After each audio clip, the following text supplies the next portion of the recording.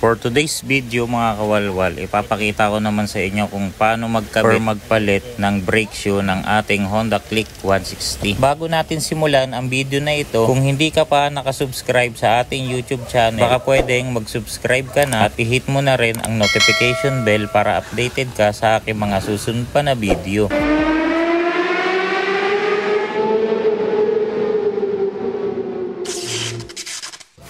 So dito nga mga kawalwal malalaman kung pudpud na yung brake shoe mo or makapal pa. Meron ka makikitang indicator dyan. At yung arrow na yan, kapag pumantay na siya dito sa itinuturo ko na level na yan, ibig sabihin is pudpud na yung brake shoe mo at kailangan mo na magpalit. So dito, tingin ko medyo makapal pa tong preno ko pero palitin na din siya. Kasi kung makikita nyo yung level niya is malapit na din siya dun sa pinakalimit niya.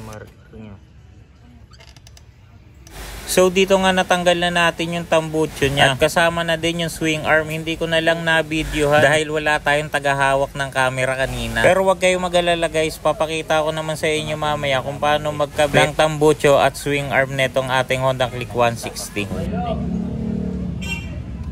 Moment of truth. Ayun, malambot ng malambot.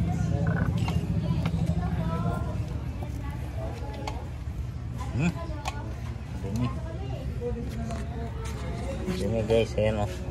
Ubus na talaga siya. Pulbo na. Bali nga pala yung bara na gamit natin. Wala na guys, upod na talaga. Ito nga pala yung ano, gamit natin guys. Aspira brake shoe pang click. Hindi pa ako nakagamit na ito pero try natin. At syempre bago natin ikabit yung bago natin brake shoe, sinabay na din natin yung paglinis para hindi naman masayang yung pagbaklas kabit natin. Mas maigi na linisin na lang natin to mga kawalwal bago natin ibalik. Joy nga pala yung gamit natin dyan mga kawalwal. Papalambutin lang natin yung mga putik na nanuyo tapos babrushin na din natin. Mas maganda sana na ito kung may blower tayo para matuyo kaagad yung mga nabasang parts. Hayaan nyo sa susunod mag-i-invest tayo ng para dyan. Para nga sa akin is mas mainam nga itong Joy na panglinis kaysa gumamit tayo ng gas or kahit anong chemical kasi delikado yung mga oil seal natin kapag gas yung pinanglinis natin, kaya mas safe na tong Joy panlinis. Pero optional lang naman to mga kawalwal. Marami pa naman nabibili na mas mainam na panlinis dyan tulad ng mga iba't ibang klaseng degreaser. Pero kung wala kang budget, okay naman na rin tong Joy panlinis or kahit anong dishwashing liquid soap.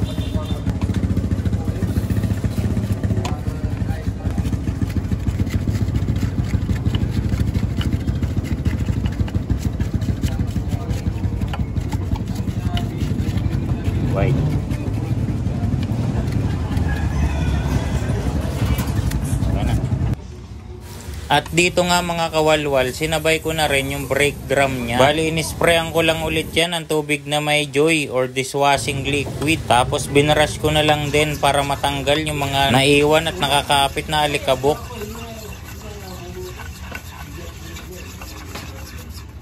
Sumaut mo.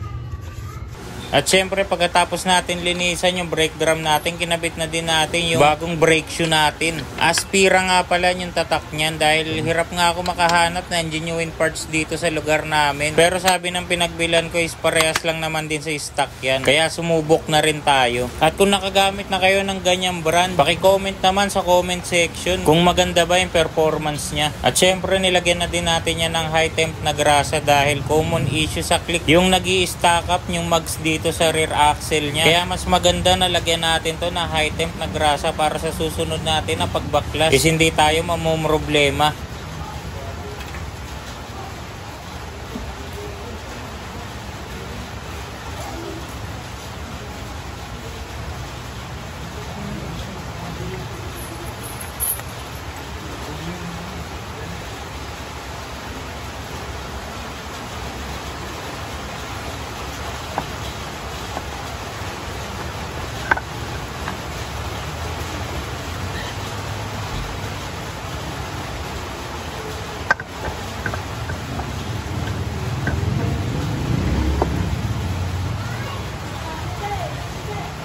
At syempre pagkatapos natin ikabit yung mags natin, sinunod na din natin ikabit yung ating swing arm. At huwag nyo din kalimutan na lagyan high temp na grasa tong ating lock nut para hindi din siya mag-stack up sa susunod natin na pagbaklas.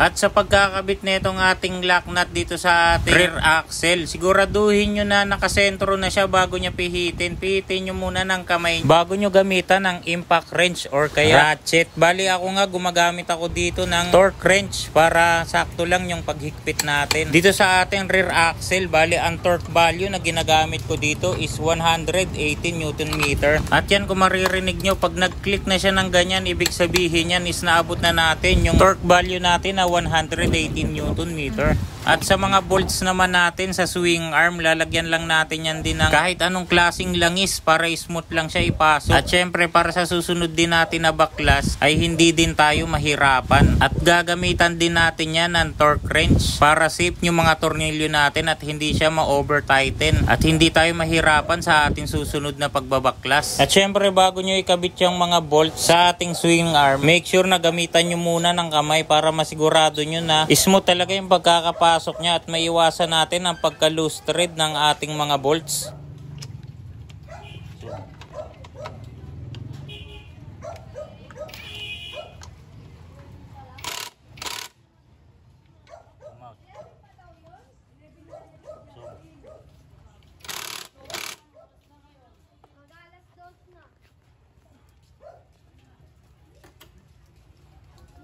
At dito nga gagamitan din natin to ng torque wrench. Bali ang i-apply natin dito na value is 49 Nm para sa ating mga swing arm bolts.